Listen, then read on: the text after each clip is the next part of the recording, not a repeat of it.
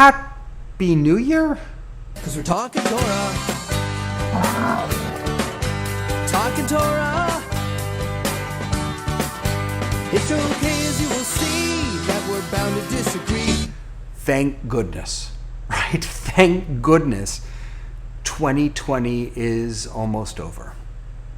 Thank goodness we're about to enter a new year. Maybe. None of us know what 2021 is going to bring.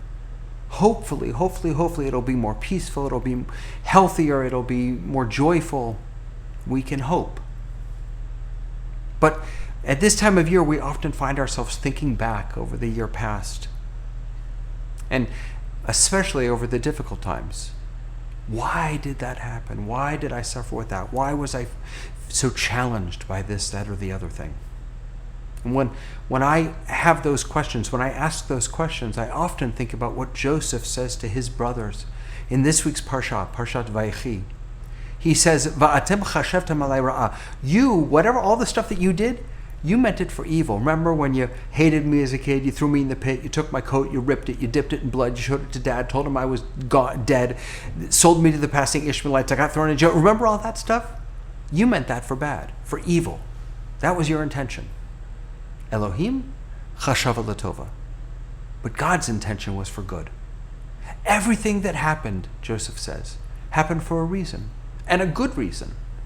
That doesn't mean that it wasn't painful. That doesn't mean it wasn't hard. That doesn't mean that I wish it didn't happen. To me, Joseph may have said.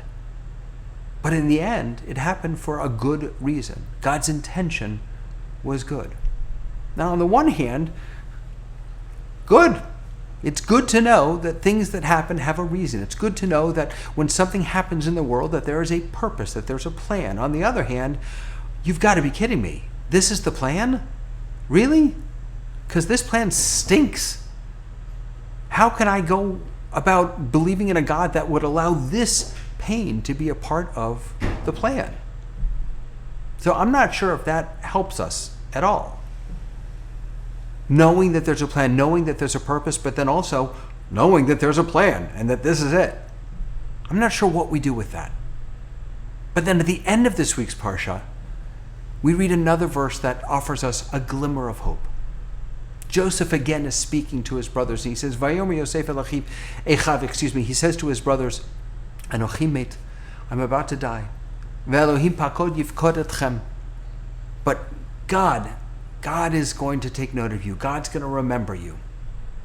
And God is going to bring you up from this place. Going to bring you up from this land. And God's going to bring you to the land that God promised to Abraham, Isaac, and Jacob. Despite the famine in Egypt, despite all of that terrible stuff that has happened, and despite all the terrible stuff that's going to happen, slavery, despite all of that, or maybe because of it, there's hope. There is a light at the end of this tunnel, Joseph says. You've got to keep hope. After the tumultuous journey that you've been on and the one that you are going to continue to be on for some time, Joseph says to his brothers, there is hope for your children. There is hope.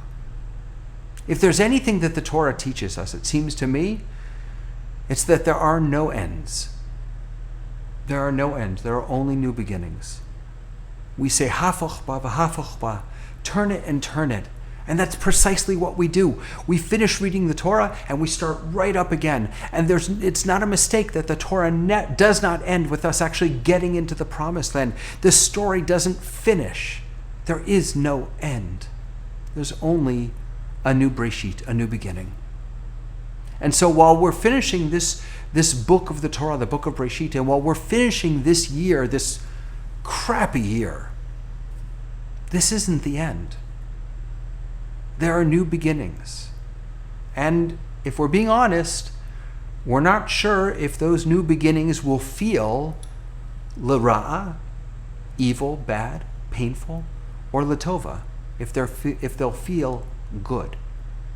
Maybe, just maybe, there's some hope, there's some promise in Joseph suggesting that while we may feel pain and we may feel suffering, that there is a plan. And then what God does is always for the good, even if sometimes it's hard for us to feel it. Cause we're talking Torah.